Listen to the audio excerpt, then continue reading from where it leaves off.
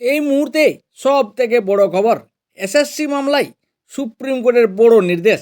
26,000 চাকরি বাতিল মামলায় সুপ্রিম কোর্ট জানিয়েছিল যারা দুর্নীতিতে যুক্ত বা দাগি নন তারা বয়সের ক্ষেত্রে ছাড় পাবেন এবং নির্ধারিত বয়স সীমা অতিক্রান্ত হয়ে গেলেও নতুন নিয়োগ প্রক্রিয়ায় যোগ দিতে পারবেন।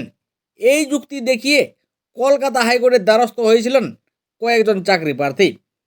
2016 সালের নিয়োগ প্রক্রিয়ায় তারা ছিলেন না, তবে তাদের বিরুদ্ধে কোনো দুর্নীতির অভিযোগও পাওয়া যায়নি।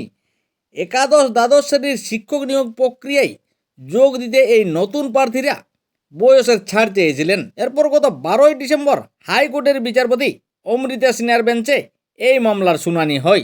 হাইকোর্টের বিচারপতি অমৃতা সিনহা জানিয়েছিলেন যারা দুর্নীতিতে যুক্ত নন তাদের নামের কোনো তালিকা এসএসসি আলাদা করে প্রকাশ করেনি, ফলে আপাতত যাদের নাম দাগি বা টেন্টেড তালিকায় নেই তাদের ক্ষেত্রেও সুপ্রিম কোর্টের নির্দেশ প্রযোজ্য হবে।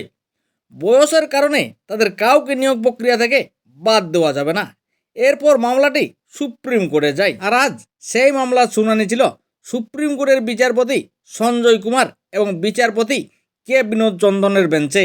বিচারপতির বেঞ্চ জানিয়ে দেয় 2016 সালের নিয়োগ প্রক্রিয়ায় যারা সুযোগ পাননি তারা নতুন নিয়োগ প্রক্রিয়ায় বয়সের ছাড় পাবেন। অবশেষে সেই নির্দেশে সুপ্রিম কোর্ট আপাতত স্থগিত রাখল এবং আগামী মার্চ মাসে এই মামলার পরবর্তী শুনানি রয়েছে।